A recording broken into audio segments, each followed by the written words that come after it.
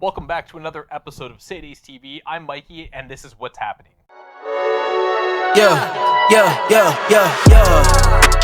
Coming in, flex, I just wanna win, LABB, who we running with, 2233, I'm on 10 again, state your name, big dope on flame, I just switched the lanes. Week after week, we've been hit with a plethora of rumors surrounding Call of Duty's unofficially announced but clearly obvious Battle Royale, simply dubbed Warzone.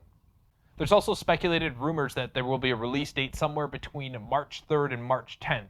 These dates actually represent days of the week most frequently synonymous with content updates from Infinity Ward.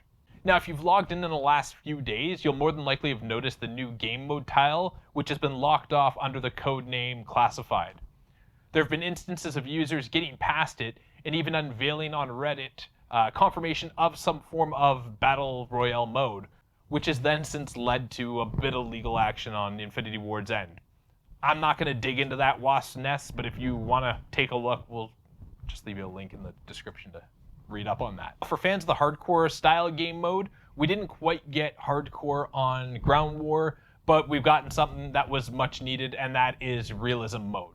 This comes accompanied with a brand new map as well as boots on the ground, which is a really cool variant that takes away from the use of vehicles. If you're somebody like me that rages at the idea and concept of unloading an entire clip into somebody when you're playing multiplayer and want that true experience of realism, this is your ticket to punch. Now, going back to BR, with its impending release, I think it's worth noting that we could also see another addition to Ground War, which is actually openly spoken about frequently by Activision back in August of 2019. And that is the 100-player game mode, which we could see as an add-on to Ground War in the future. How they'll implement it into their current playlist and system remains unseen, but the concept has since been welcomed by many. Now let's march over to hardware and talk about some of the new SADES peripherals that we've come out with over the last few months, and right now I'd like to actually touch base on one that's become a huge fan favorite. That is the Spellond Pro. Bundled with an extraordinary DPS through the genius minds at Bon Jovi Labs, both parties were able to bring you not only a clean yet aggressive sounding headset, but one that offers premium sound, premium build, and a really good price point. So with the Spellond Pro, you're not only given the really comfortable headband as well as cushions that come both with cloth and polyurethane leather, you've also got the option of using single player and multiplayer modes that differ themselves by offering a multiplayer mode with explosive sound, dual vibration mode, and just some really ultra stellar, ultra realistic bass. Now the multiplayer mode can be done with one hit of a button on your inline remote, which simply turns red to indicate that it's on. That's going to take a lot of those communications frequencies and boost them significantly to give you a more clearer sound when it comes to communicating with your teammates. At a price point of $59.99 USD, the Spellond Pro literally packs a punch. Now, to add to the mix in terms of hardware, we've also formally announced the new SADES Dorado Gaming Chair, much like the one behind me. We'll have more information on pricing and availability over the next few months, but in the meantime, you can go ahead and take a quick glimpse right now at some of the new features that we've got on board with our 3rd generation gaming chair.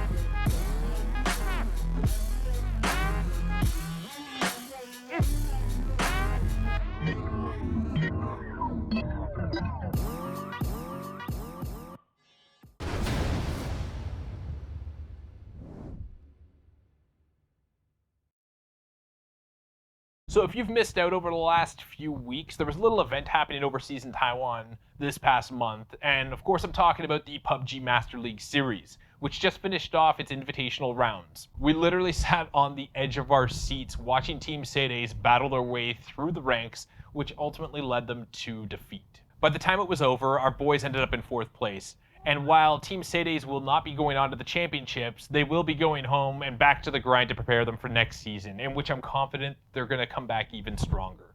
In unfortunate news, the godfather of the most proclaimed cheat code has passed away at the age of 61.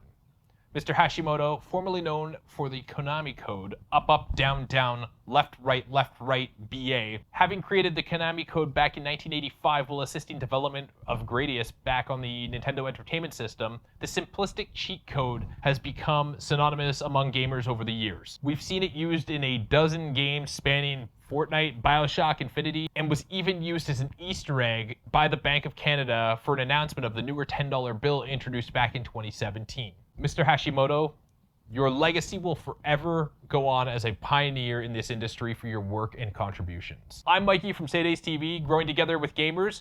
We'll see you guys soon.